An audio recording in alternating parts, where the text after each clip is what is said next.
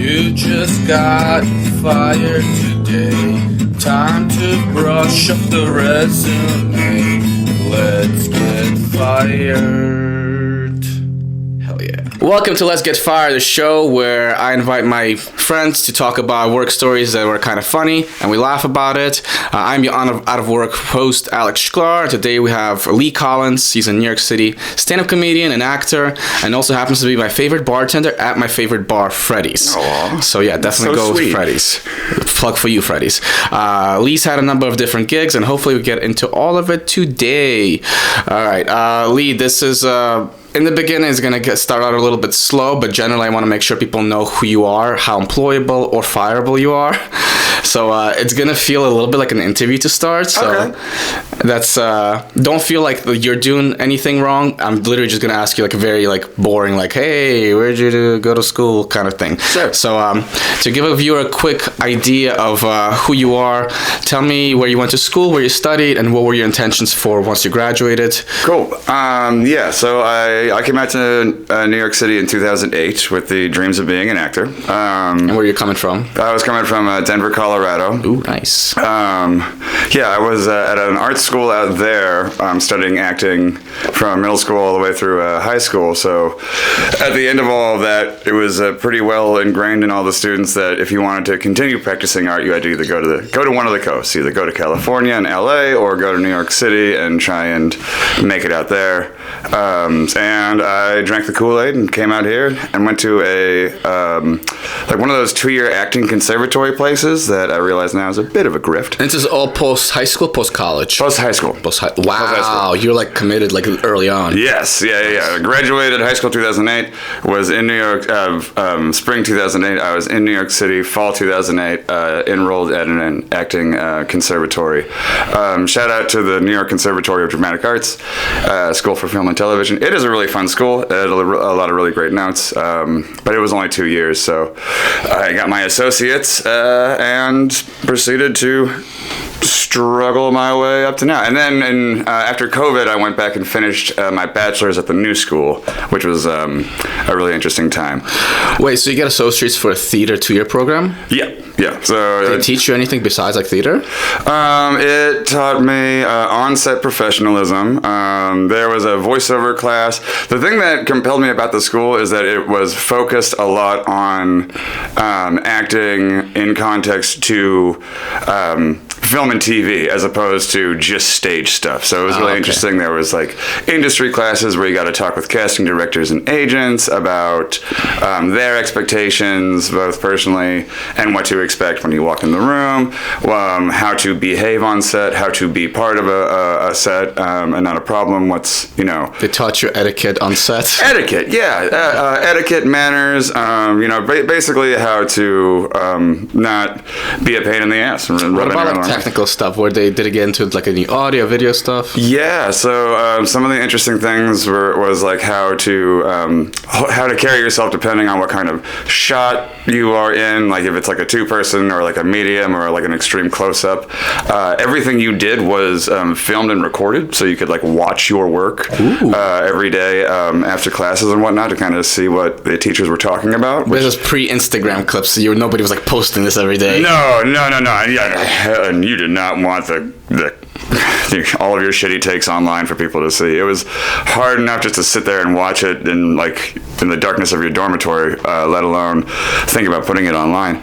Also, Instagram wasn't like around yet. It was just coming around. It was like just photos, and everyone's like, why would anybody want Facebook for just photos? Yeah, and everything was really grainy, and they had all those borders and things, and it looked really old and vintagey. It was depressed. I'm like, why are Americans so into like the photos that I took in Russia? Right. Yeah. They want to live vicariously through. They want to be anywhere else because we can't afford to travel. Fuck. It's terrible. I can't afford to be depressed in Europe. No, my God. I wish. Europe is a beautiful place to be depressed in. Great poetry about it. But so it taught a lot of etiquette and things, in addition to all the other sort of fun acting stuff, like voice and speech and like movement classes. But all acting though. This is not like this is how you like process videos or edit clips, anything like that. No, which is super useful now. Right, exactly. There was nothing, nothing technical like that. No editing. A little bit.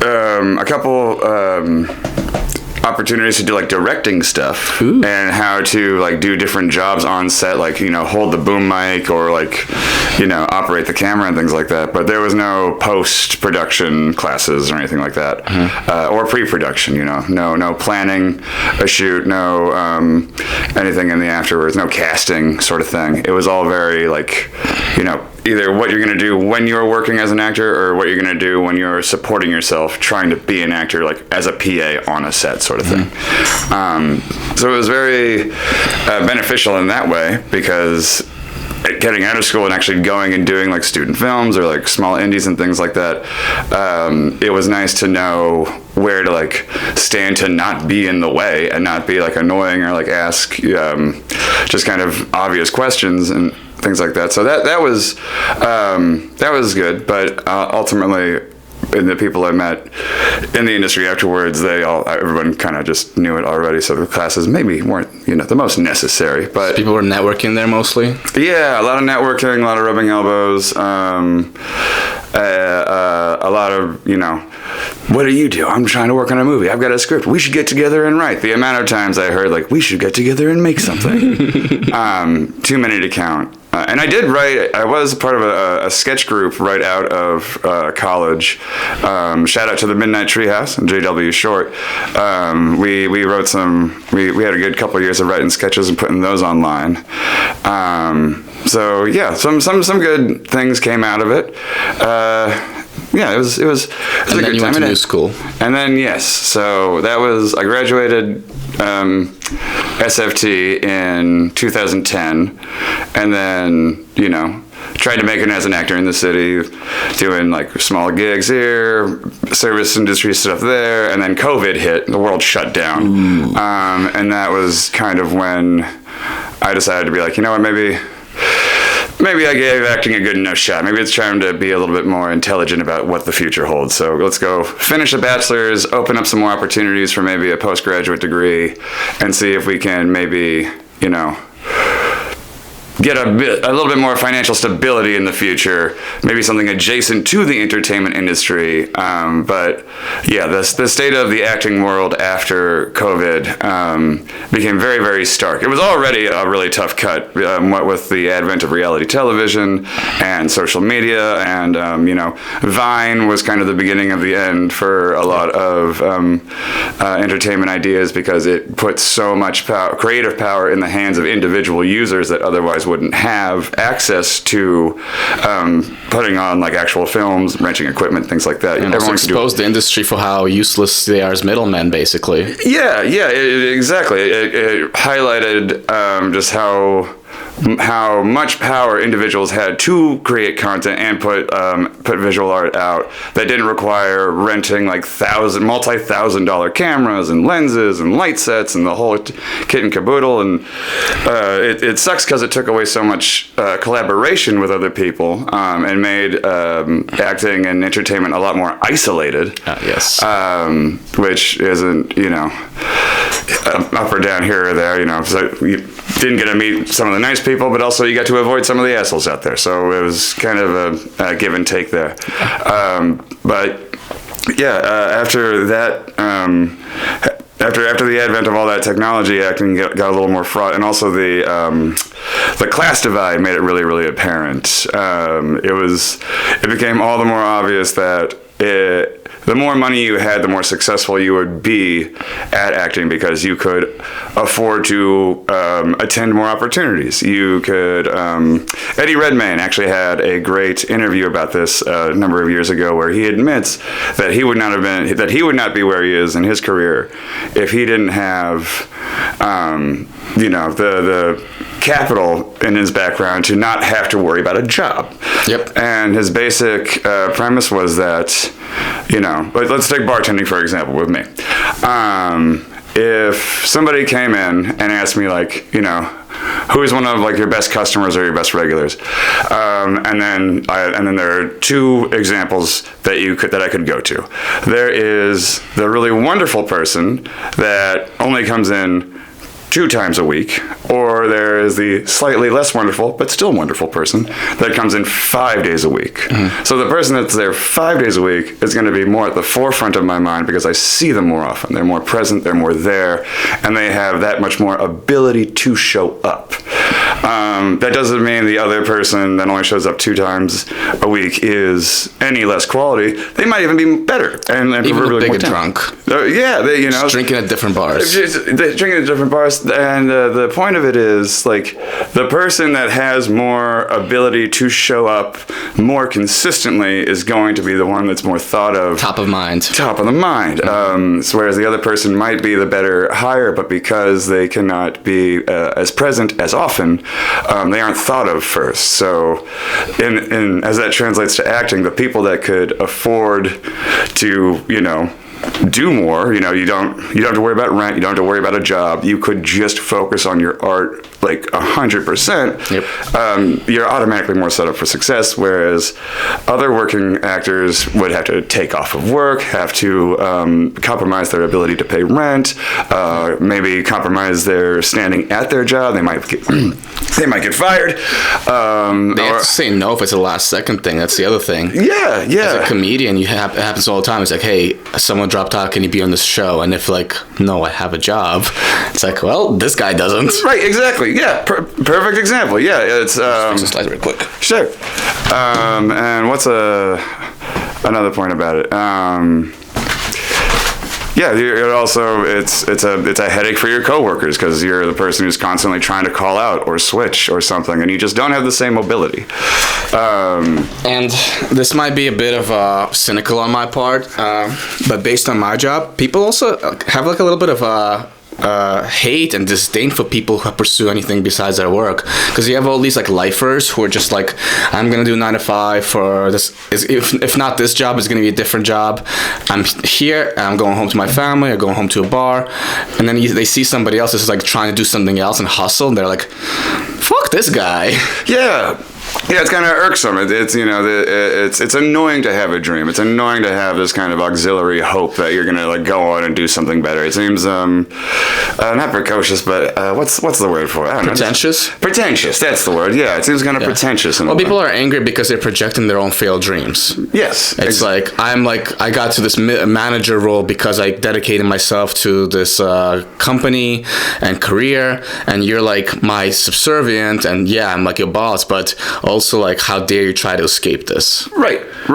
Yeah, why can't you just be happy with what you have and just, you know, be content with where you are, like I am, sort of. Well, I think the issue is they're not content. That's the issue. Yeah. The issue is like, they're like, I chose the job, the family, the kids, the thing that everybody told us was going to make me happy, and it's not. Right, yeah, I'm settling, as they call it. Yeah. Exactly. People get really mad about that. Not settling for a partner, settling for an entire life. Right, exactly, yeah. They feel stuck, they stagnate, it just kind of like, you know, no more momentum there. They're stuck there. So it can be irksome when you're working next to somebody who still has that like inertia to keep going forward, and yeah, life just kind of has you defeated in another sense. It's also tough trying to say yes to a job where it does like it either doesn't pay or it pays very little, and the trade-off is either you like work your shift or, you know, stay at your job and actually make enough money to survive, or you take the loss to do the thing, and then you're, you know, in debt, in the hole, trying to push the boulder up the hill, and it can just get really, really anxiety inducing, and just tough to deal with. So it's funny how with almost all of art and creative stuff, the medium is different, but the reality of like hustle of working is almost the same. Always the same. Because art's fun. Art's the funnest thing, the most fun thing that we like can do to express ourselves. Everybody likes to do it. Comedy's a blast. Acting's a blast. Being able to do that. I mean, nobody dreams of labor. Nobody wants to like do a job. It's not as fulfilling as just getting to do art, tell jokes, make people laugh, or make people, feel something. Unless your life goal is to make money. Because some people, that actually makes them happy, and they're like, oh, I don't care that my job is like evil and I hate it, but like I have so much money. Yeah, and those are usually like corporate guys, like finance people and things like that. They've got that mindset kind of from the get. I think if you go into the arts being like, I'm going to make a bunch of money, you're delusional and probably not going to, because getting into the arts isn't about making money. Getting into the arts is about doing something fulfilling and fun. Being famous. And also, but I don't think any of us truly comprehend what the weight of being famous really is. Like when I was younger, I used to want to be famous, and now I look at famous people and kind of consider how much privacy they will never get, and it kind of seems really kind of not fun. It's a burden. There's a comedian, Brian Regan. He's like one of the best of all time, and he said had this funny line. It's like, I have the best job because I'll go sell out an arena in the middle of like the country. Everybody will love me. I leave the arena and nobody in the street recognizes me, and it's so freeing. Right? Yeah. I think about that. I think about that kind of thing with voiceover artists, like really prevalent voiceover artists that we've heard for years and years and years. Like I couldn't tell you what the cast of The Simpsons looks like in real life. Bart is a lady, apparently. Bart is a lady. The Boondocks, Riley and Huey are both played by a lady. There is a ton of like prolific voiceover actors who I have no idea what they look like in real life. And even if I heard them talk, I probably wouldn't be able to clock that it was them, because they are talking in a different voice when I'm, because they're voice actors. Because they are voice actors. Yes, they can put on a different mask vocally. It's kind of amazing. It is really, really. Do you think they all started like prank calling, and that's how they discovered they could do that shit? I wouldn't doubt it. It sounds like a thing. I would think that they used it to deceive people in some regard, or make their friends laugh, sort of thing. Just like a class clown. Yeah, or they just had a really deep, grainy voice, so they were from a young age being like, I could be the guy in the movies that's like this summer, like those sort of like people. Yes, was it Pablo Francisco? Oh yeah, Pablo Francisco. Oh my God, Pablo Francisco. I loved his first special. Joke guy. Yeah. Little tortilla boy. Get down. Do it again. More action. Get down. Oh man, he killed the Schwarzenegger voice so hard that like people were doing that voice for like a year in my school. Yeah. People are like, oh, the AI Schwarzenegger voice is such a thing, and real ones know Pablo Francisco was doing that before AI was even an idea. Yeah. Did you have a Borat phase in your school? Yes, I did. I was actually working in a movie theater when Borat came out. It was high school though, because we graduated high school the same year. Yeah. I was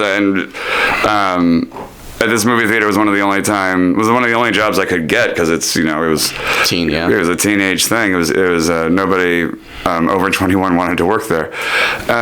So I would watch Borat about 3 times a week, just standing at the back of the theater waiting to clean it up. So it was. I got really tired of Borat really fast. The credits roll, the whole theater's like, my wife. Yeah, then you go to school. Yeah. Did you? You're sweeping up, it's like, look, it's a little gypsy. Right? And also, honestly, to this day, I still use the Borat voice. I hate to confess it, but me and a friend of mine, every time we're about to go smoke a joint, when we were living together, every time we like pop into each other's room and be like, do you want this? Smoke this joint. Yeah. Come with me, my friend. Smoke this joint, yes. So sheepishly, I still do it to this day. The first day after the movie came out, it was such a craze in my school. My math class couldn't start because the whole entire class was doing it. My wife, yes. And the teacher's like, everybody sit down and shut up. Maybe it would have worked better if the teacher took the voice on too. Like, I need everyone to sit down. Nah, she had a stick up her ass. I still remember her, Miss Valera. Miss Valera, if you're alive, you absolutely sucked. You were the worst pre-calc teacher. Everybody hated you. I don't know why you taught because you clearly didn't enjoy it. So yeah, whatever. But fuck you, Miss Valera. Fuck you. I think it was just her personality. I don't think she was cut out for like teaching. I think she was just like very like kind of mean spirited, and yeah, she had like no sense of humor at all. Oh jeez. Math teachers without a sense of humor? Shocker. No, so like a lot of math teachers in my high school had like a decent sense of humor, but she was like so stiff. I remember like there was one problem, and it was like about bunnies. It's like, if 2 bunnies reproduce at this rate, well, how many bunnies will there be in like 100 years? And like I raised my hands like, do we have to account for the fact that like the bunnies could all be male? Like, how are they gonna what if they're gay bunnies? Yeah. And she's like, is there an adoption process? She's like, in the 30 years of teaching, I've never been asked this kind of question. I'm like, oh, so nobody's creative. Yeah. Where's your imagination? Yeah, she was a hoot. Yeah. All right, so just makes me think like, are these rabbits, are they pubic hairs? Let's go to the principal's office. I think they'll go over her head. Yeah. But that's hilarious though. But yes, yeah. So new school, you finished your undergrad, right? Yeah, new school. I went. And what was your undergrad in? I got a Bachelor of Science in Liberal Arts. Just general liberal arts. Just general liberal arts, because when I with the associate's degree, and since the SFT was a 2-year like concentrated thing, their credits had a very limited amount of places they could transfer to. So I only had 3 schools my credits worked at. I would either need to go to Adelphi in Long Island, which is where my high school sweetheart ex went, and also, you know, shout out to Long Island. I'm sure there's magic out there. Hempstead does not have it. It's a terrible place. It's better off as a ditch. So I don't want to go to Adelphi. The other place was University of Southern Colorado.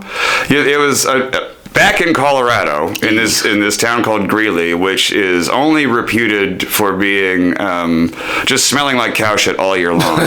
So like go live amongst the cow shit stench and finish there.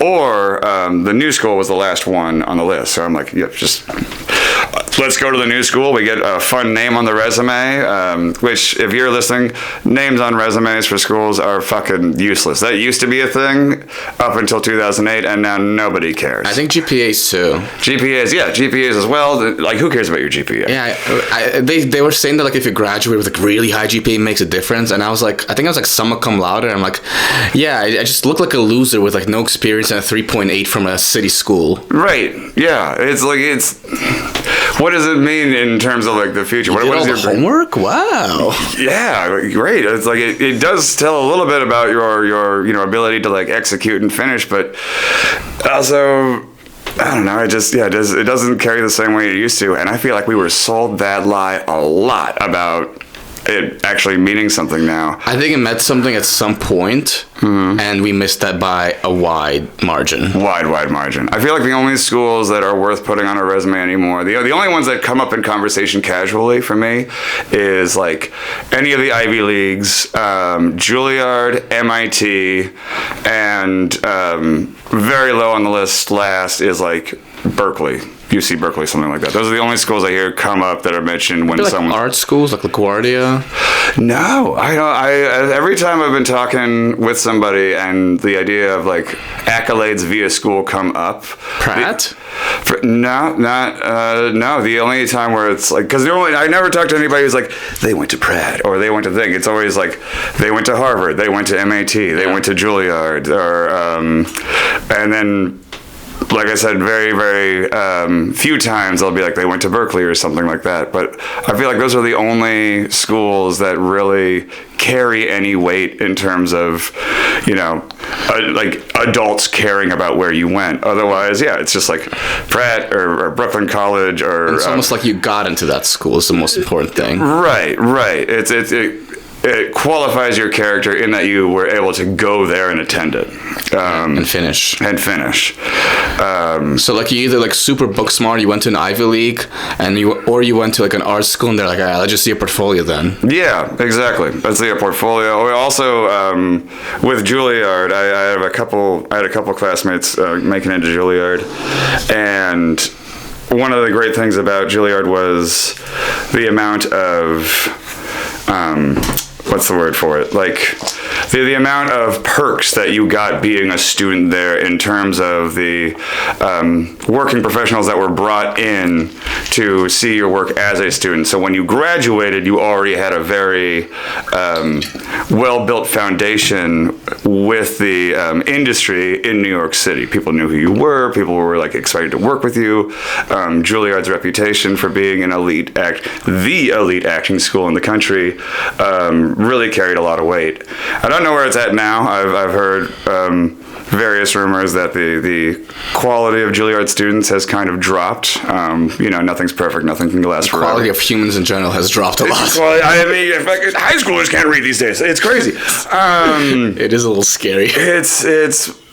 It's terrifying. On the brink of idiocracy right now. Yeah. It actually, if anything, it gives me hope to get back into the acting industry, because it feels like, actors that were once like kind of had a sense of defeat about the scope of everything. I now look around at the lack of quality and like everything, and like maybe this is the time to get back into it. Maybe this is, I can be that Mark Wahlberg football player movie where Invincible. Yeah.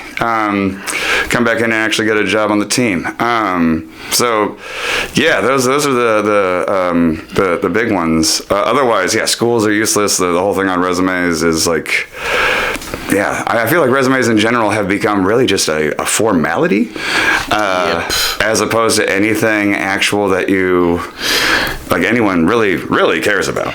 Yeah, it's also a lot of hirings done through recruiters now, and the recruiters are like, well, I don't care like how good their resume is. I'm just literally just trying to plug this hole based on like their experience or whatever they want. Like if they have a resume, great, but like you're so pre-selected at a point you get to the interview that I don't think anybody even reads resumes anymore. Yeah, I mean, because and also all that stuff is already on the before they even get the resume. Yeah. The online application is there. I think the only thing they're really looking for is if you're an ex-con or something like that. Something that might actually. Well, they ask a lot of questions about your race and gender. That's very important.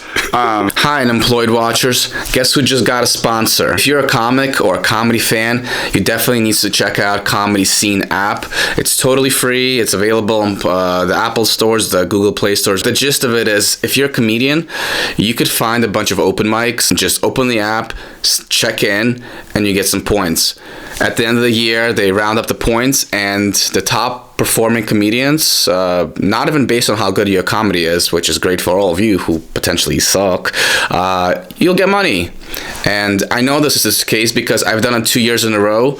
I got so much money that I have been permanently retired.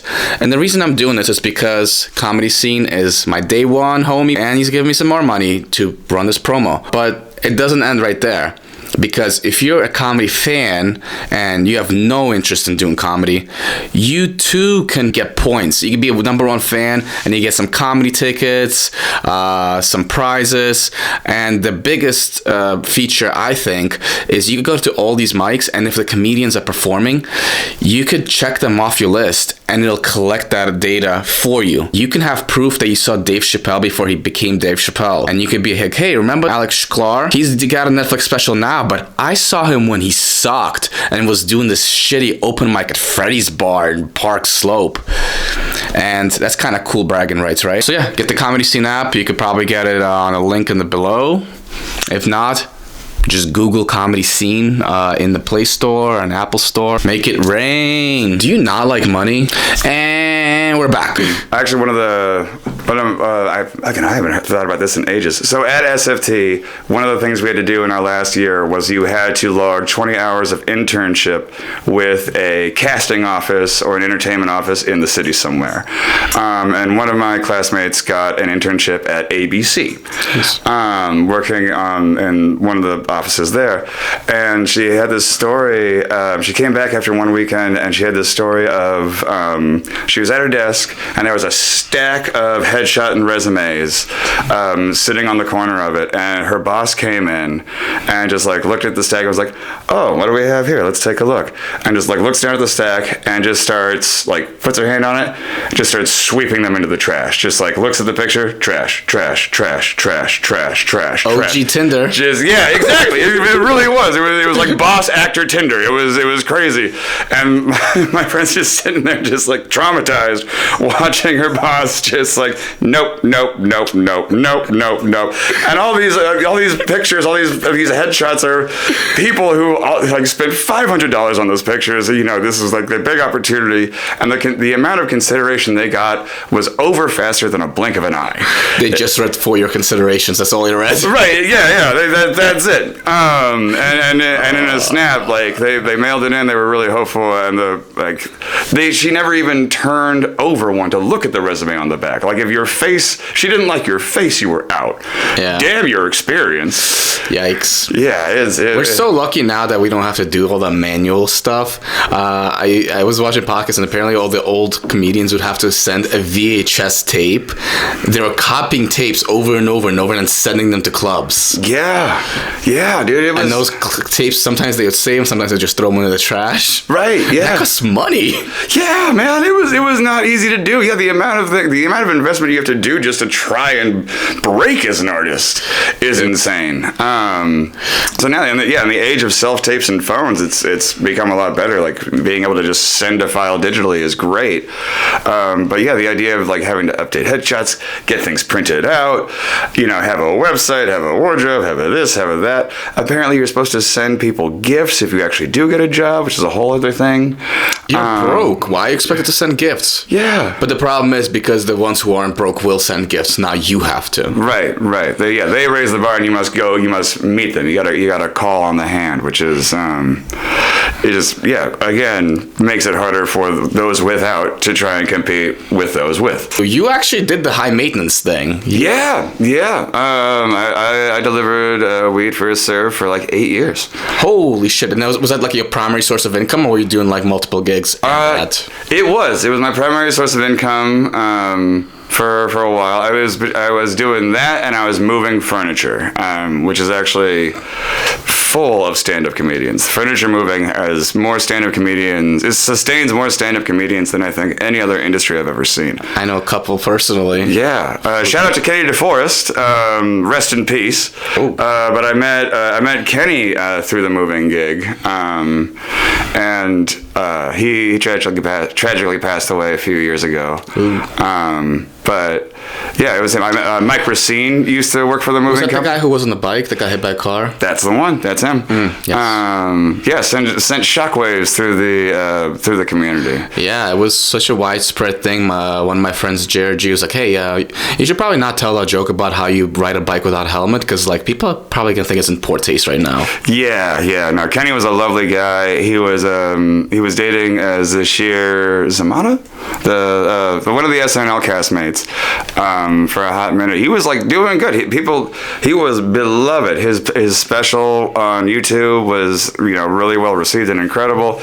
He was an amazing guy. So getting done dirty like that by God was really, really hard to deal with. But it was like met Kenny, met Mike Racine, Peter Ravello, like a lot of Sean Anthony was on the moving company. Nice. Shout out Intense Movers. Yeah, the moving company sustained a lot of it, but we're getting off topic. I was that and delivering weed, and yeah, actually there was apparently at one point one of my coworkers delivered to the writer's room of High Maintenance. And on the way out, the writers were like, "Hey man, do you got any like stories you can like you can tell? for an episode? We're kind of hurting for That's ideas." So funny. Yeah, and they didn't want the weed. They just wanted to like shake the guy down for stories. Yeah, they had ulterior motives for sure. I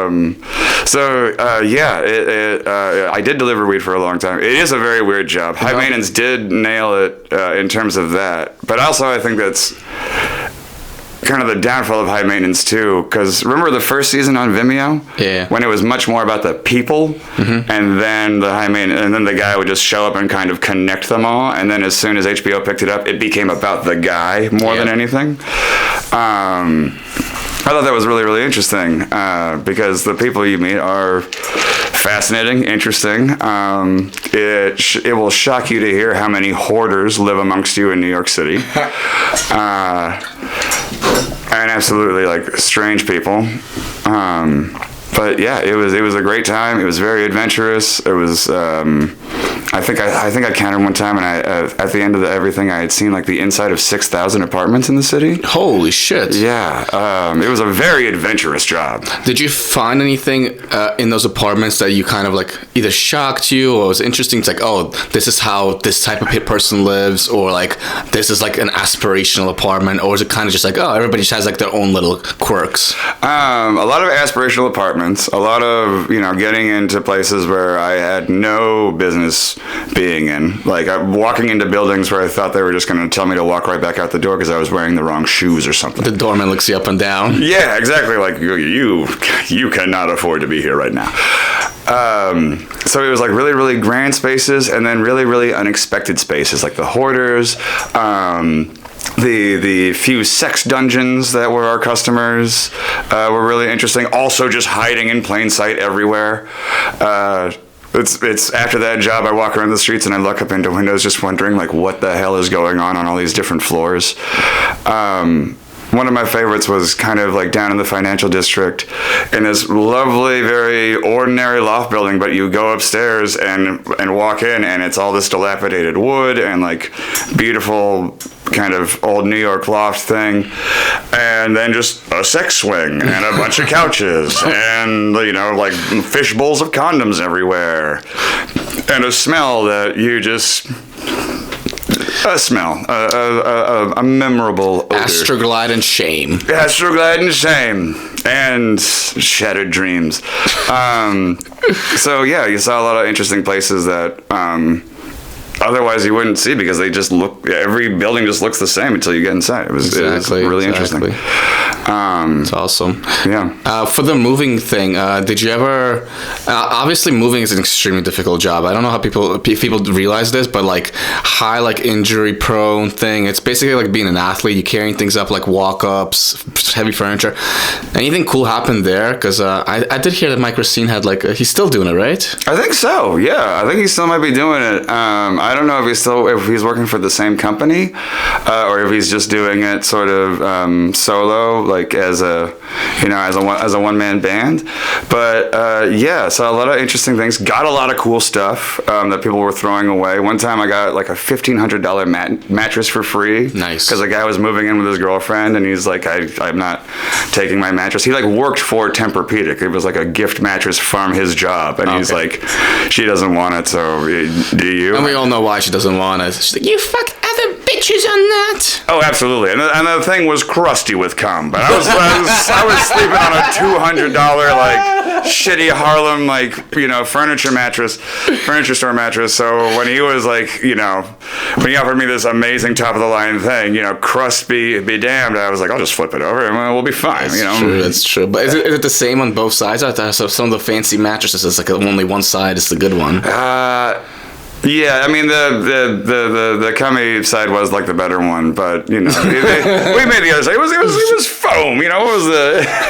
It was all foaming up and down. It didn't matter. You didn't like the crunchy side? It was mostly just like the sounds it made when you rolled over in the night, although like the crinkling was not so fun. Funny. It's every single guy has that mattress. Yeah. I bet if you pulled like the sheets and everything off my mattress, there's probably like a pool of like crunchy stuff. Yeah, there's stains you couldn't explain. Like, where did this come from? What is this? I've had sheets on this bed all the time I've had it. Where did these stains come from? Why is it next to your head? Yeah. What did I eat, or what was fed to me in the night? What are some of the other things? Oh, I have that story about that couple with the 4 boxes of sex toys, which was fascinating to see. This couple literally had 4 shoe boxes of sex toys, and 3. Well, that's not quite true. 3 of them were labeled sex toys. The 3rd of which had parentheses fragile on it, Ooh. And then the 4th one was sex tapes. Yeah. Very organized. Very organized. Very like together.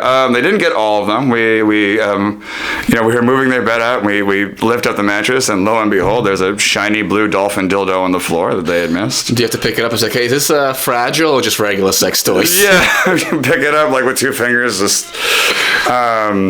Yeah, where does this one go? Does it go with the fancy glass ones, or is this the rest of the rubber ones? The woman's like, this goes up my ass. Yeah, it's like, oh, thank you. I've been looking for that. Okay, I can drive now. So there was like that sort of thing. One guy got a fun custom boombox. There was a lot of like weird shit that you would see. A lot of furniture pieces and just crazy things. What was like your worst move? Do you remember like maybe like a hot summer day, maybe like insanely like picky a customer that like always like micromanaged, maybe something just super heavy? Oh yeah, there were a lot of shitty days. I can think of 2 in particular. One was in Midtown, and this couple had this treadmill, this like state-of-the-art treadmill that they needed to be moved, but it was like the thing weighed like 2 tons. It was clearly built inside the apartment, and there was a lot of like technical parts. So it wasn't just like a bed frame that you could just take out some screws and like break it down. This thing had like wiring and like specific parts and plugs and like like a very specific procedure of how to take it apart. And of course, they didn't have the instruction manual. I doubt they built the fucking thing in the first place. Like the guys who delivered it to them probably did, and they were certified by the company who made it. So not only was it impossible to get out of the apartment, the way this apartment worked is to get out of the building, we needed to take it out of the apartment, onto the elevator, down to the basement, and then literally wrap. So this was on 57th Street, and then the service exit that we were mandated to go out of was on 56th Street.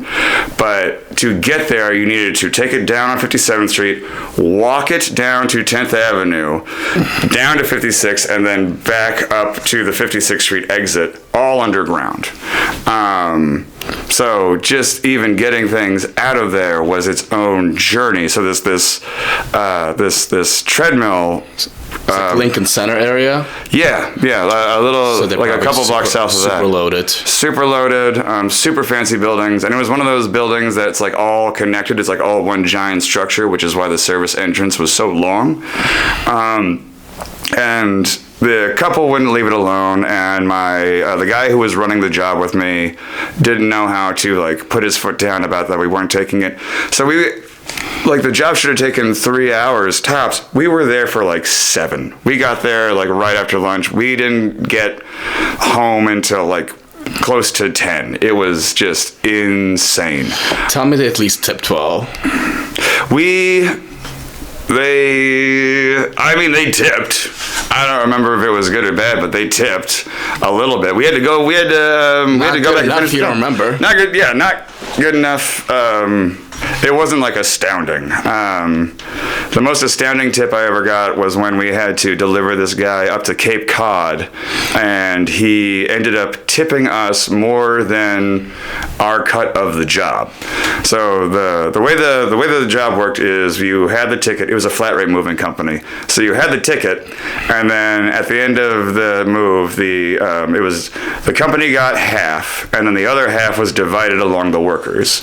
So I think this was like, $1,800. So at the end of it, me and my buddy both got $450, and this guy tipped like $1,300. So our tip was more than our cut. It was insane. It was a really annoying move, and we had to pack up all the trash, which was new. But did it feel like don't talk about me moving kind of tip? Because it seems like he's like cashing out, like leaving New York, going somewhere like witness protection, maybe. Kinda. It was really unexpected because he was some like clothing brand CEO or something, some executive, and we never really expect a lot of compassion from those guys because they don't really have a lot of familiarity with what it's like to work for tips. So we weren't expecting much. So for him to like drop that much on us, it was really, really nice. Also, we were kind of assholes to him because we like unpacked and built all of his shit, and then we like left in a huff without taking all the trash. And we actually got called from our office being like, "You need to go back and get the trash." And we like huffed and puffed back in there. We're all grumpy and we're scowling and everything. We're just acting like fucking kids. And we packed it all up, and he still tipped majestically. It was great. It was really nice of him. Maybe it was like a spite tip. It's like, you guys were assholes, but like, this is how nice I am. Yeah, like, I hope you feel bad. We go home and think about this. Yeah, because we've gotten bad tips. One of my favorite stories, we had this guy, Johannes, one of my favorite guys to move with, this German dude. And at the end of this move, it was like, like $1,400 move. And at the end of it, the customer hands him $5. $5 on a $1,400 tab, $5. And he said the most badass thing I've ever heard. He looks at the $5 and he's like, "What am I supposed to do with this? Buy a candy bar?" And hands it back to her and leaves. It was so it was gangster. It was so gangster. I'd be scared to tip that little on a bill that high, because like that guy, you literally watched that guy like manhandle furniture. What do you think he could do to you? Yeah, true. But also like cameras everywhere. We weren't going to get very far if we beat her up for more money. Come on, what are we doing here? That's the thing. It's like, I know like cameras everywhere. You could sue. Like, why would it matter? Like, you might actually sue the person to oblivion, but if you get fucked up and get brain damage, that's not gonna matter to you. No amount of money is gonna fix that. Right, because it's not gonna matter to you because you're not gonna have the brain matter for it. Yeah, that's what tells me someone hasn't had their ass beat. Yeah, there was another guy that really needed his ass beat. We were leaving, and he's talking to the foreman, the guy running it, and he asks him like, how does tip work? And my buddy, the guy running it, was like really sweet, customer service, sort of person, because you're not supposed to demand tips. It's bad form sort of thing. Mm-hmm. So when the guy asked about tips, my friend was like, well, gratuity is expected but not like required, and it's whatever you want to do, but like, tipping is optional at the end of the day. Like, I do not take that to the bank, viewers at home. You should tip. You should tip every time for like bartenders, waiters, servers, things like that. Your movers, tip them. But this guy asked, and my buddy was like, yeah, it's whatever you want to do. It would be really nice, but it is your decision. And the guy was like, oh, cool. And he's holding the stack of money about to pay him, and he just looks at it, counts it, and takes $60 out of the stack and hands it to the guy. Like, if he didn't say anything, we would have gotten that $60 too. But because my friend was like, it's optional, it's whatever you want to do, we're here for you, sir. The guy was like, oh, great, excellent, I'm gonna save this then, here you go. So yeah, there were all sorts, there were all types of folks.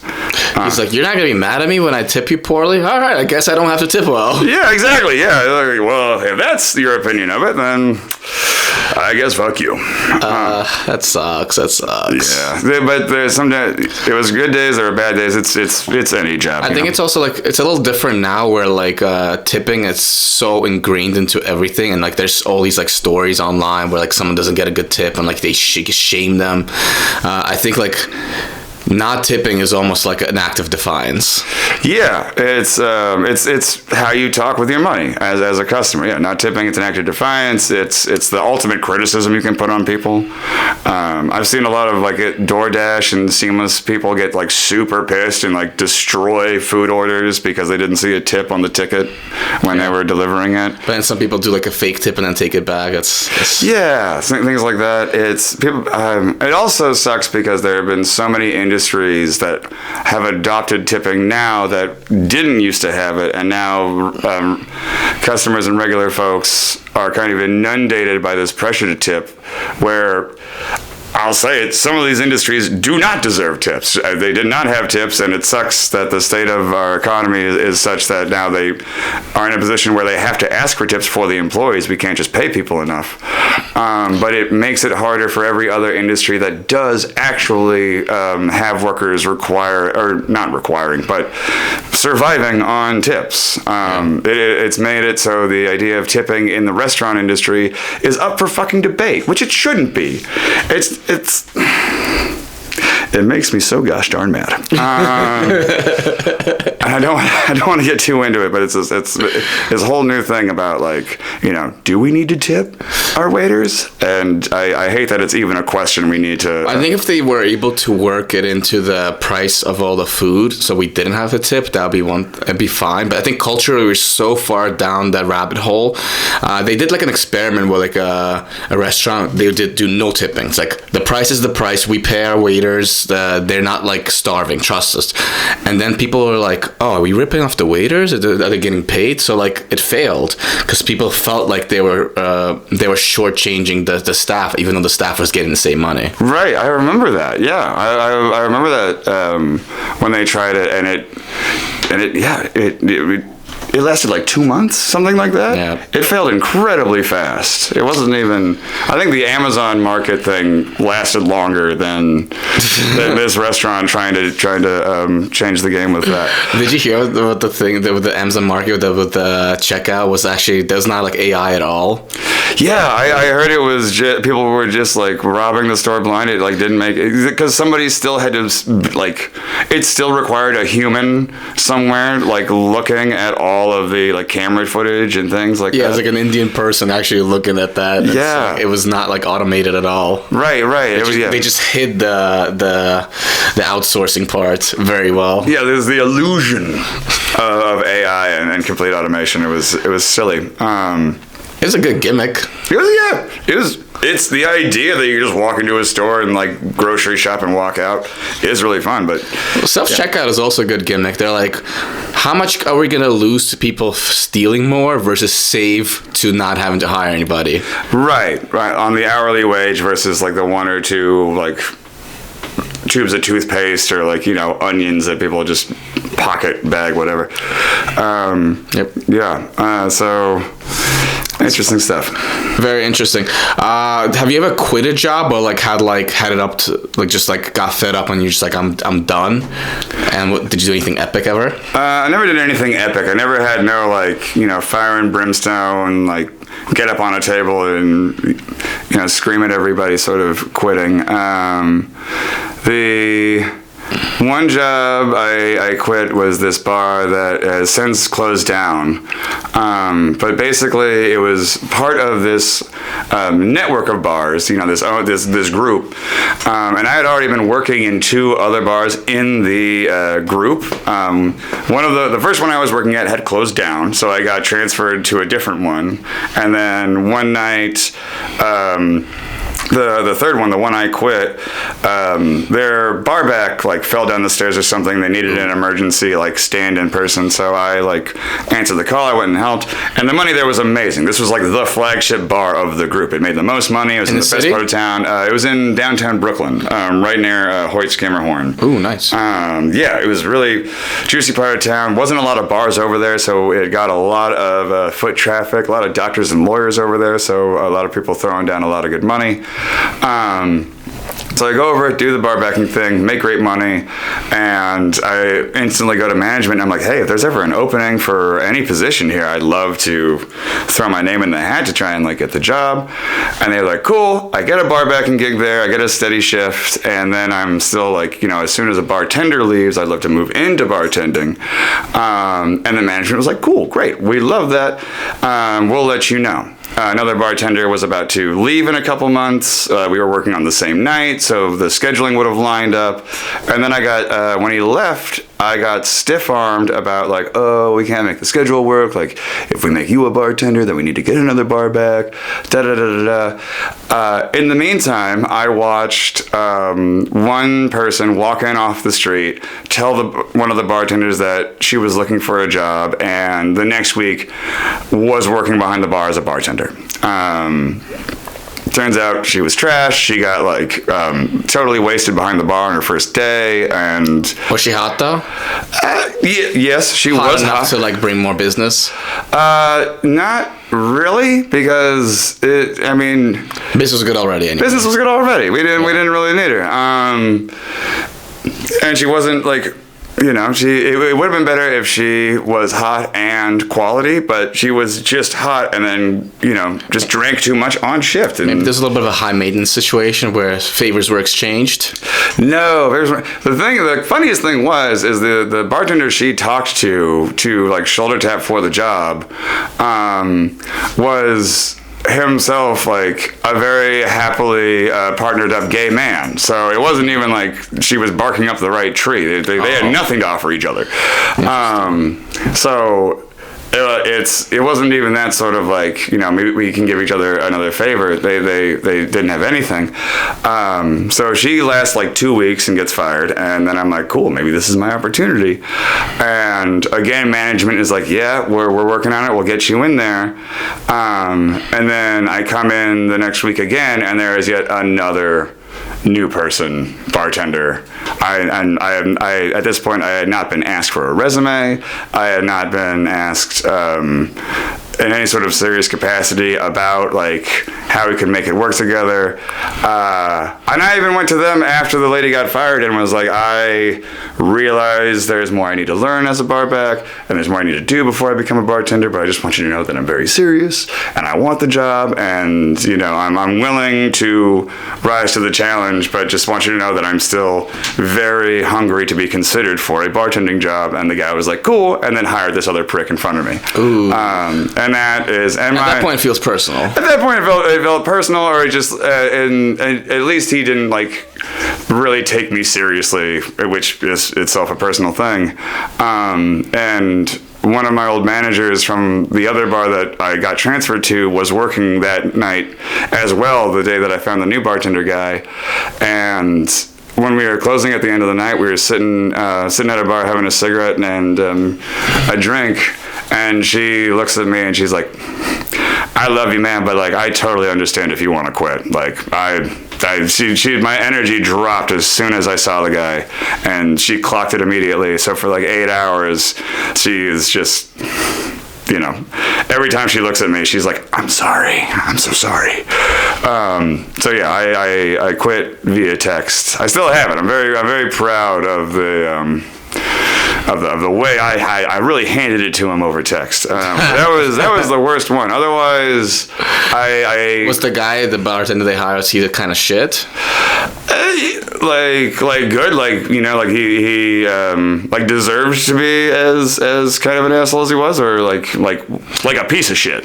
Well, like when you saw, because the girl was, you said the guy before, in the only last 2 weeks she was trash, and it's like, how do they pick her over me? But was this guy like, was he like not that well qualified, or?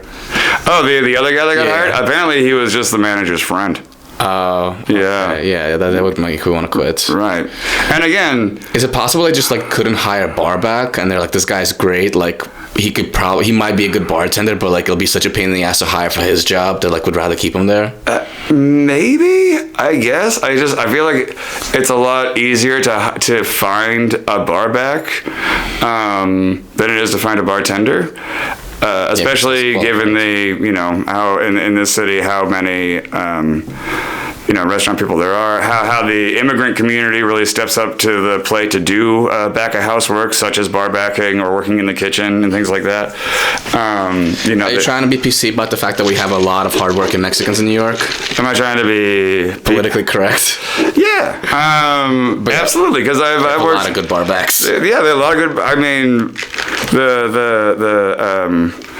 the Latin American and community and the way they fucking hold down kitchens in this city, it cannot be championed enough. Like when the whole ICE immigration crisis started in 2016 with Trump's bullshit, New Yorkers were particularly frightened because if every Mexican or Latin American disappeared overnight, if the rapture came down and just took the Mexicans, New York City would crumble in a day. Everything would stop. Yeah. Yeah. It would definitely nightlife for sure. Oh, it'd be over. It'd be over. No normal person wants to work those crazy hours dealing with drunk people for that amount of pay. They did it. They don't complain.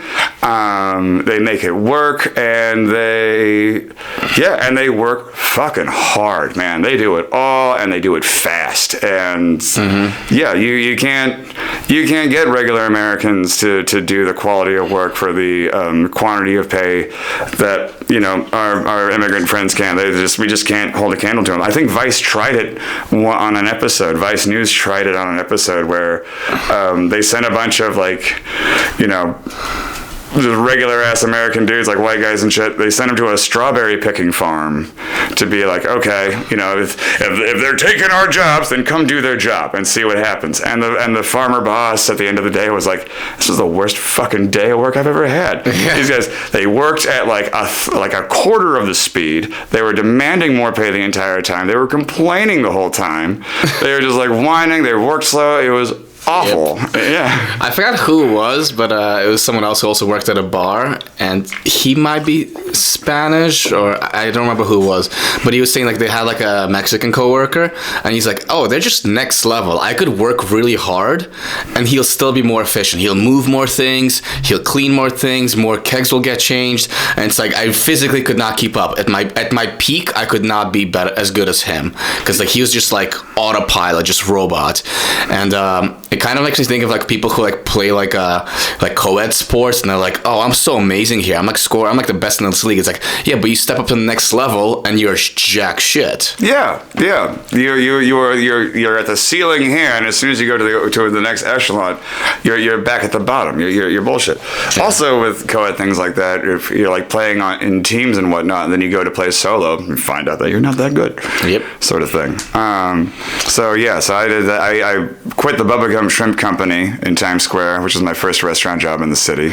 Oh, no, we're naming names now. Yeah, it's Bubblegum Shrimp Company. Come on. And also, it was like a decade ago. I was the barker for it. Barker for the Bubblegum Shrimp Company has a barker. Of all the things. I don't know why, but that tickles me so much. There's all the Comedy Central guys trying to shill tickets, and then me. And then the music stands that held menus for every other restaurant, because that's what restaurants do. They don't have barkers. They got music stands that have the menu on them. That's all I was doing, was just holding the menu outside. They were paying me to hold a menu outside and like run the elevator. It was crazy. But I was like a 19-year-old just jackass. I would have hated me if I worked with myself over there. I was not a good employee. I'll admit it. But yeah, I got fed up and I quit there because I was very entitled about. Did you have to learn all the ways there's to cook the shrimp? No, they didn't make me learn all the ways to cook the shrimp. I very rarely was even ever in the dining room.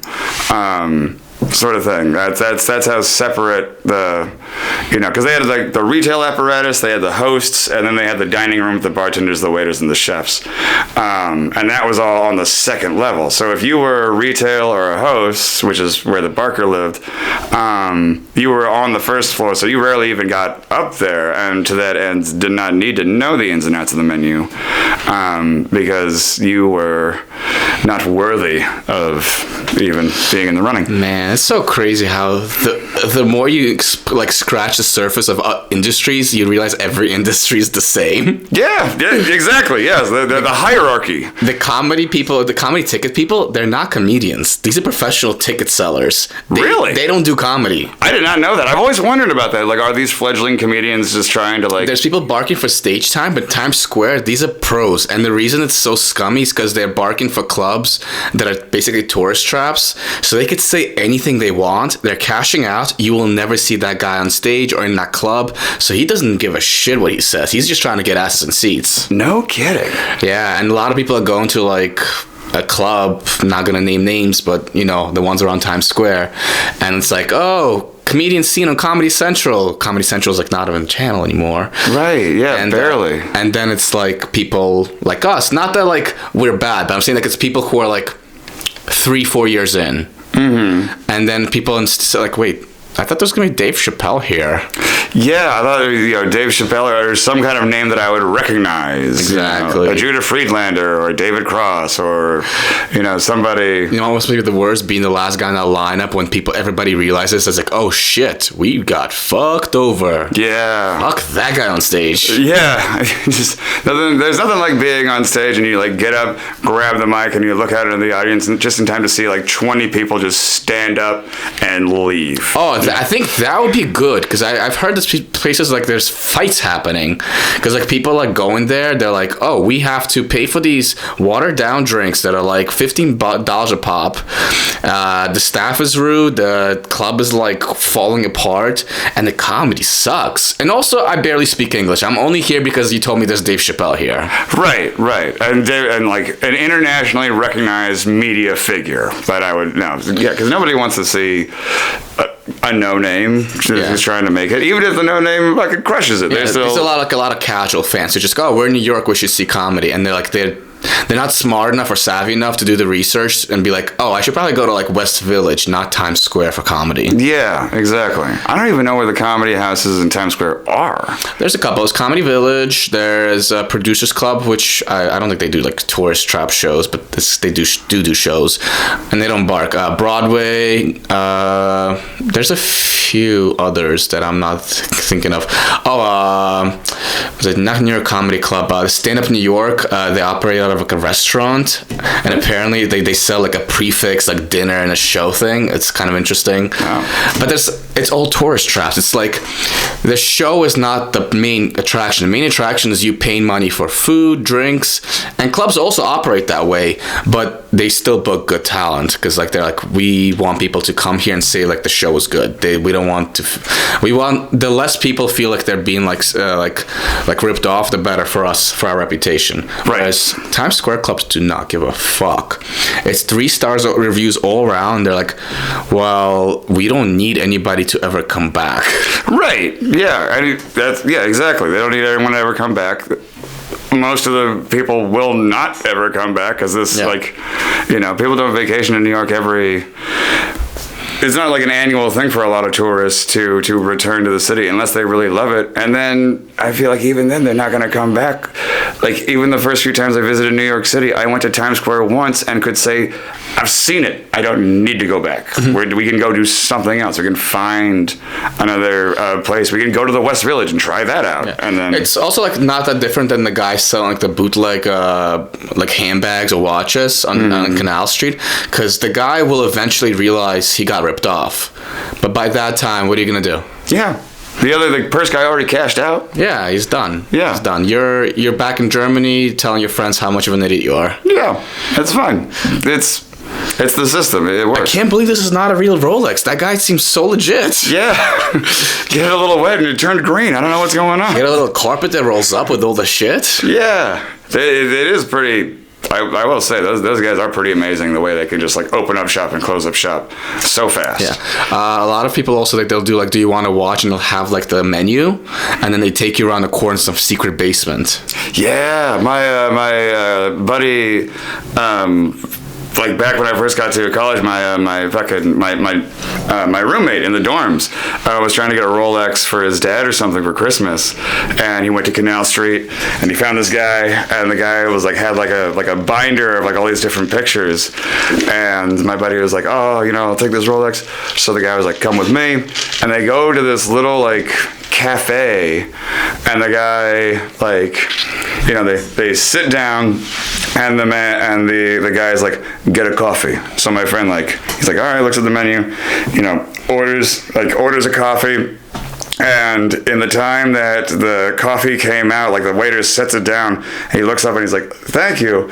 And he turns back around and the Rolex is just there and the guy is gone. He'd already given him the money and everything, but the watch seller just like kind of, sat him down and then disappeared, just apparated away. He's lucky that the watch was there. Could have easily just not given him the watch. Just left. It is very lucky that he actually got the watch. But the way he described An honest crook. Yeah, there's so few of them left. Yeah. It's so nice. Integrity in the scam business. Yeah, mostly they're just in politics now, which sucks. But yeah, the way he described it is basically like he opted for the watch, gave the guy the money, turned around once, had the watch, and the guy was gone. It was, it sounded pretty magical, all in all. Probably was making another sale already. Yeah, on to the next one. Nice. And that's the kind of efficiency no American can do. Nope. Shout out to immigrants. The grind, the hustle, yeah, like we're not built for it. I personally know I'm not built for it. I got like fucking soft artist hands. There's a use for that. You get probably, I don't know. I mean, you have all this going. You got, you're working at the Times, or you're working at the Times. But I just know that like the mental state you need to be like in that like grind day in and day out. It's like my parents, maybe. My grandparents, definitely.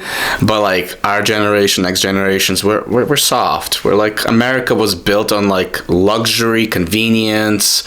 Like the idea of like, I'm hungry doesn't exist. It's like, I'm hungry, and within a second, I could get anything. Yeah. It does. We do. I think the convenience thing really kind of screwed us over because we are so used to that convenience. The convenience is really, we don't know what it's like to not have it. Yeah. So we can't put ourselves in these other places. We can't like fathom what it's like to,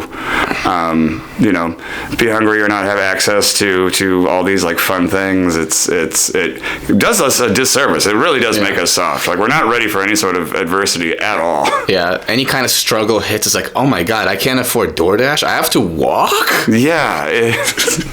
I don't want to walk. We live in one of the smallest cities in the country, and the idea of walking is so like disgusting to people. It's crazy. I was talking to a comedian. He said like he ordered DoorDash, and the guy came, and he thought like he thought that he was delivering to like a handicapped person because the restaurant was like a block away, and he came in there. It's just like, wait, what? You can walk? What's going on? Why did you not just pick this up? You paying me money to walk this a block and get it cold? Yeah, pay like twice the amount to get it cold when you could have just walked down the goddamn stairs. It is wild. People will pay more to do less. It's crazy. We're hooked. It's that like one button thing. It's like I could go to a store and get this, or I could get it on Amazon and get it 2 days later, but it's gonna be at my door. It's gonna be there. I could stay in bed the entire time. I don't need to put any effort down. All right, I want to do a couple quick personal questions. We're almost at the end there. Gotcha. You still run the Drunk 24 series, right? Yes, I actually I still run a Drunk 24 series twice a year at Freddy's Bar in Brooklyn, where I work. It's a fun thing. It's really the only acting thing I really do consistently anymore is produce this show. And even then I need to postpone this most recent one because my friends are having a baby and their baby shower is the same day. So like half of my participants and team are going to be there. And because it's a 24-hour thing, we really can't reconcile going to this event for our friends and their upcoming child, and also being on site to make sure the festival runs as smoothly as it needs to run. Fair enough. But I feel like Freddy's would probably be flexible, right?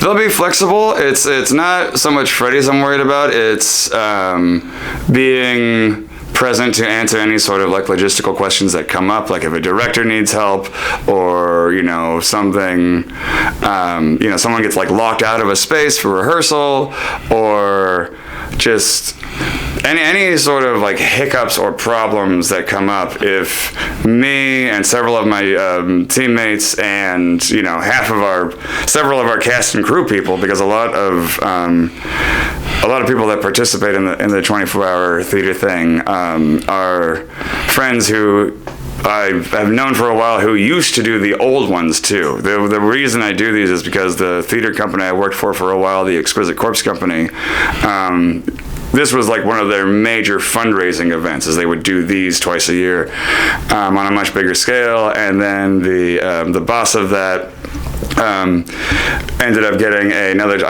something COVID brought to a crashing halt. The boss who ran the company ended up getting a bigger, sort of more illustrious job at an arts venue in Queens, and kind of operations for the theater company for all intents and purposes just kind of grinded to a halt.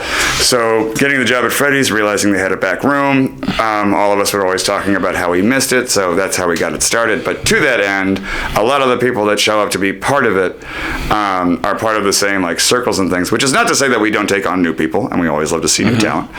And I did it too. And Alex did it too, and it was a fun time. It was amazing. A blast. And I'm really sad I have to postpone this one, but so it's a staffing issue less than like event space, right? Yeah, it's a staffing issue. It's just gonna it just kneecaps so much, and it's already hard as hell to staff the things anyway. But it's a fun time. It's great, and when it comes out, you should come get drunk and have a good time. All right, I might know something that I don't know if you know. I know, but if it's too touchy of a subject, we could like nip it in the bud. Sure. The person who ran it was an ex, correct? Correct. And she went to the art gallery. Correct.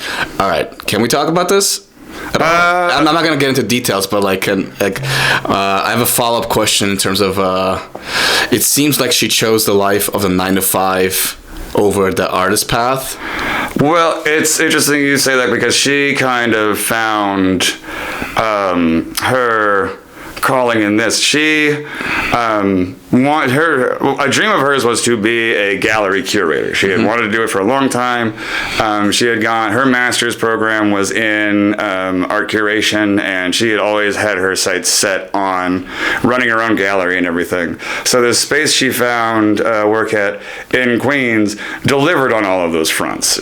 She went from running a theater company in New York City, which was a lot of effort for not a lot of return in terms of like fundraising and keeping the thing going. It was a lot more difficult. So getting into a position that satisfied her dreams of curation, as well as enabled her to continue putting on shows as well as music, she kind of found what she was looking for, which is great, and we should all be so lucky.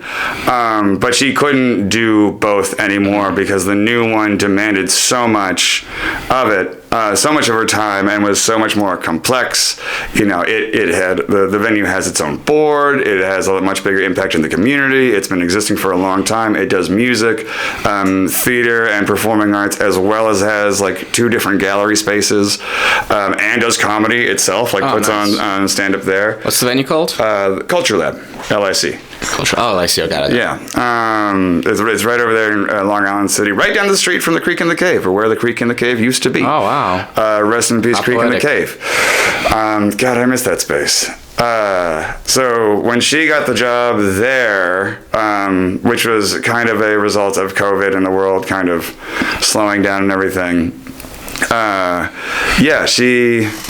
it was tragic to see, but at the same time, running a theater company is exhausting. It's very hard to sustain unless you have a lot of capital behind you already. So it was we had she had a really good run with ECC. We did a lot of work on Governor's Island. We put on some amazing immersive shows. We have a great portfolio of things we can be very, very proud of.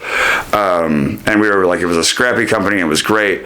But after 9 or 10 years, we were all older. We were all tired. We were all kind of like checked out or looking for other opportunities. We didn't have that same energy that we had when it all started in our 20s. You were back actually just so bad. Keep talking.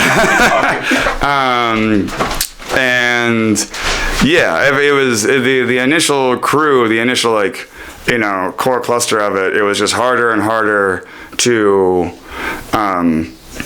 sustain that quality and that sort of like consistency of work. It just got more and more difficult.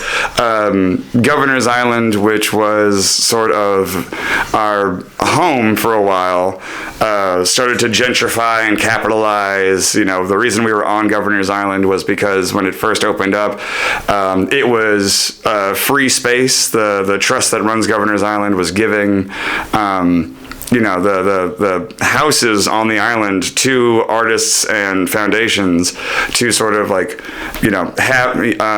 inhabit and run satellite stores out of.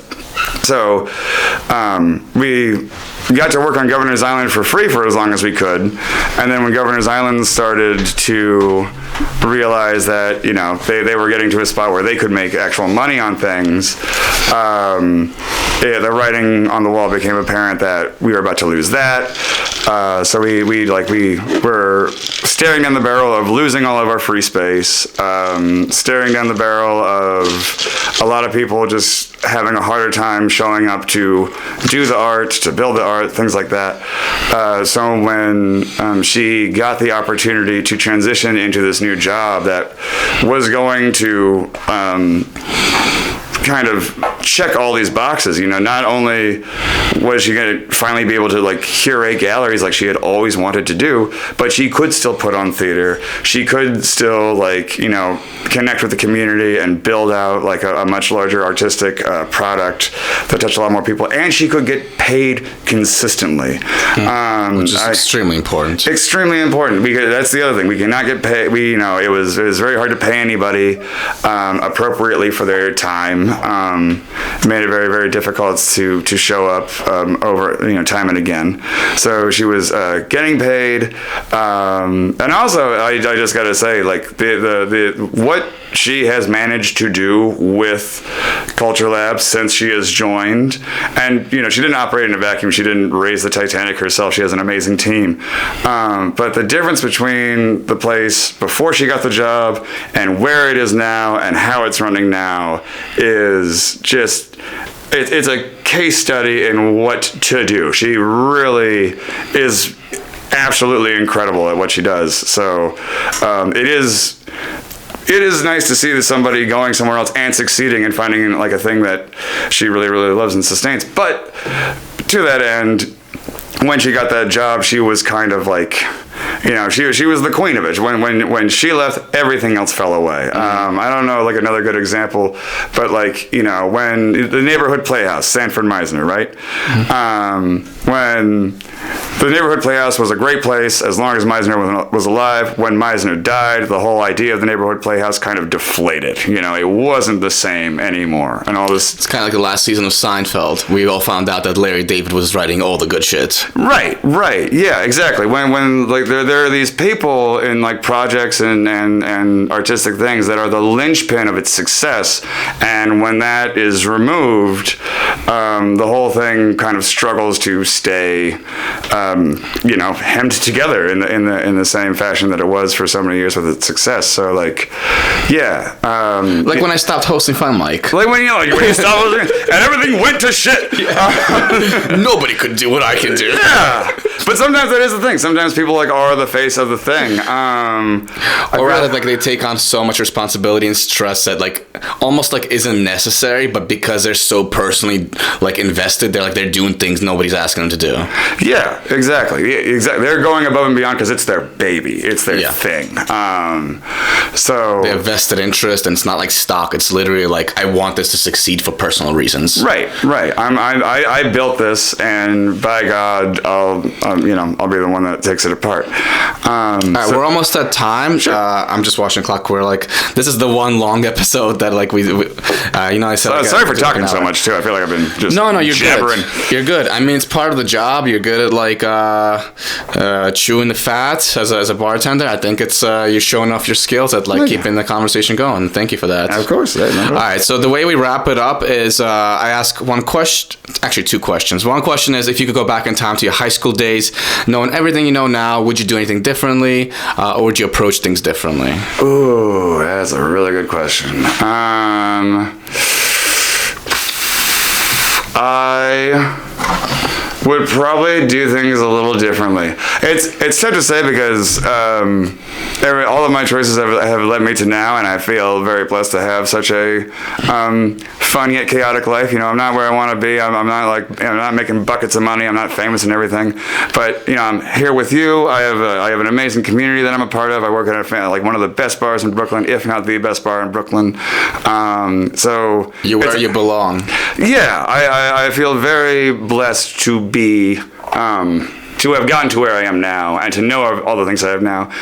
If anything, I'd go back and change. I would just say I just tell myself don't be so stubborn about the idea that the only way into the entertainment industry is acting. The only way into the entertainment industry is to with talent. I feel like I was missing a sense of pragmatism and sort of big picture thinking, and so blinded by the idea that my talent and my hunger for it would directly translate into recognition and fast track to success and always working and actually getting paid and things like that, which is just not the thing. Which is another heartbreaking thing that it used to be talent would get you everywhere, and now talent is like a plus. It's the tenacity, it's the hustle, it's everything else. It's your ability to show up. The decision makers and the markets, they don't see talent. That's a problem. You see the difference between a Shakespearean level actor and someone who's just kind of dabbling,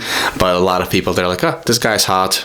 Yeah, it doesn't. People don't consider it the same way. It doesn't really hit them at the same depth. So I just tell myself not to take it seriously, but don't take it seriously don't be as serious about it in the same way. Just be a little bit more open-minded about how complex the entertainment industry is and how much opportunity is out there that isn't limited to the regular kind of cliche things we all think about. Just being an actor, a dancer, a stand-up comedian, a this, a that. There are so many ways to participate in the entertainment industry that aren't just the norms that come to mind first when you think of it, i.e. producers, curators, marketers, all these sort of between the cracks things that are also extremely important, because without them there is no industry, there is nobody putting on the shows or anything like that. So yeah, just I would just tell myself look around a little bit more. Don't be so stop gunning for the lead role. There's so much more out there. Yeah. And just look around more at all of the different pieces, because if you're just focusing on one bit of the puzzle, you'll never be able to put it all together. Yep. Yeah. And also, if you don't succeed in that one little niche that you picked out for yourself, it doesn't mean you're unsuccessful. It just means you limited yourself to that one thing. It's not that black and white. Exactly. And hanging up on the idea that you're on one little thing makes it so easy to be self-deprecating, get depressed about it, feel like you're a failure somehow, where there's a lot more fluctuation and room to it. It's not that black and white, cut and dry. There's a lot to success, there's a lot to failure, and they're not so stark things. Just because you didn't get it doesn't mean you're automatically out. Come on. Ebbs and flows. Also, today you're down, tomorrow you get that thing you wanted. Yeah, exactly. All right, and one final final thing, this is just a tradition at Let's Get Fired. I have these post-it notes here, and I ask every guest to give some kind of advice to anybody who's down their luck, unemployed, maybe stuck in a job they don't like. It could be life advice, it could be work advice, it could be anything you want. The only thing I ask is that you try to keep it like a little bit succinct so you could fit on the post-it note. Right, yes, absolutely. And you get to write it with this very fun, twisty little pen, courtesy of New York Times. Also, the post-it notes are courtesy of New York Times, which I stole on the way out. Right. Because, like you're about to get laid off, you do one final run to the office supply store. You get some pens, you get some post-its. I actually bought the stapler. They don't have staplers in New York Times. That's like how bad. Actually, no, they do have staplers, but they're ugly black ones that you would never want to steal. They don't have this fun little red Office Space stapler. Right. That is a good question. What's been like the most helpful thing? I guess. Don't be afraid of telling the truth when you fucked up, and also don't lie about it. I'm gonna let you finish that, but that's actually kind of funny. Don't be afraid of admitting failure. Nice. Which is kind of just own your shit. Back. Yeah, that's what I was saying. And you wouldn't know this, but that's Jared, who's also a bartender. There it is. All right. That's amazing. If you work in a bar in New York, own your shit, own your mistakes, learn from it. Yeah. Exactly. Don't be afraid of admitting failure.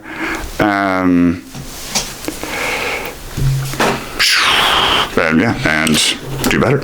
Do better. Just be honest. And just sign it so for when you are famous, I have this little memento. Love it. And probably here, yeah. Stick that in. Take your job seriously. I like that. You know what's funny? That's David Phillips, and he's the only one who's like jobby. He's like a lawyer. Okay. So like everyone else is just like, I gotta do this job, and David was like, no, I get to do this job. It's so important. I'm very serious when I'm there. I'm like clocking in, clocking out. I'm like trying not to do the David Phillips voice because I love doing David Phillips voice. Look, it's a very important job. You can't just like phone it in. People might go to jail. Which is true. Yeah, I mean, as a lawyer, that is very true.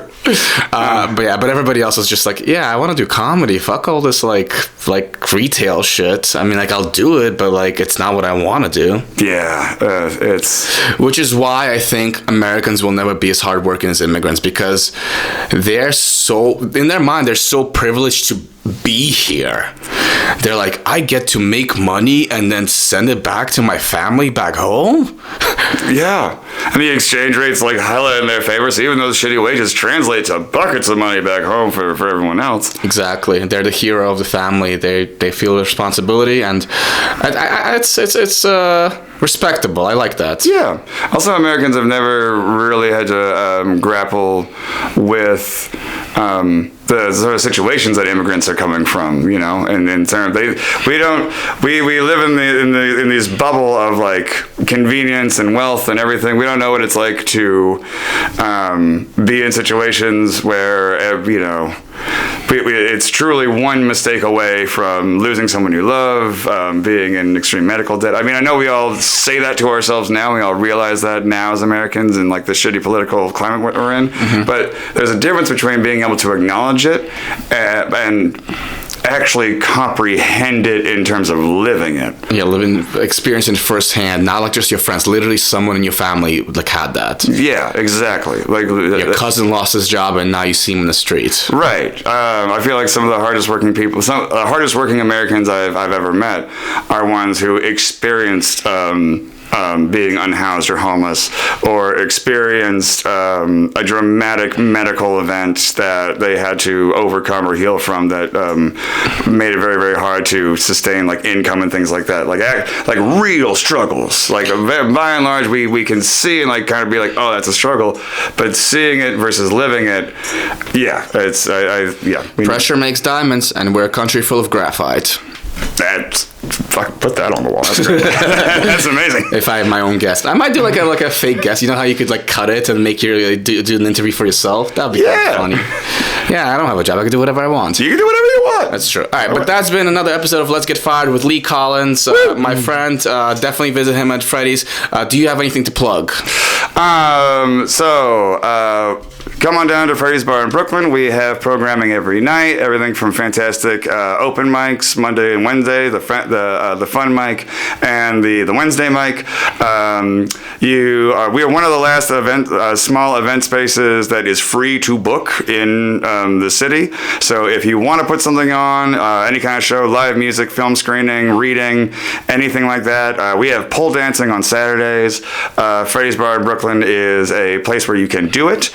Other than that, Thursday Burlesque. Thursday Burlesque is a great time. Just go to our website and fill out a bookings form, and you're off to the races. That's literally it. No money needs to change hands or anything. And then as soon as I have an announcement, come out to because I have to postpone. I don't know when I'm going to redo it. But there's a Drunk 24-Hour Theater Festival at Freddy's Bar in Brooklyn. Date TBD.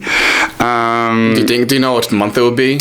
Probably June. Probably somewhere in June. I don't want to do it so late in the year, but they're just gonna come out by June. I've been putting out episodes once a week, so yeah, I think this might be out by June. Okay, yeah. So look up Freddy's Bar event schedule. Follow Lee on Instagram. Lee, myself, and I, all lowercase. Follow me there for all of my antics and shout outs.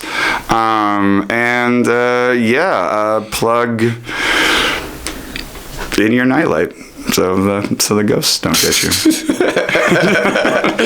And here we find out that Lee's scared of ghosts. I'm so scared of ghosts. They're everywhere. They're all around me all the time. That's true. Every time you yawn, it just fucks you in the face. Oh my god, ghost dick. I'm so sick of it. All right, thank you so much, Lee, for coming. It's been a pleasure, and we're off to Freddy's right now. There you go. Cheers. Let's go ahead and drink, everybody. All right, I'll see you next episode. Thank you so much. Cheers. You're fired!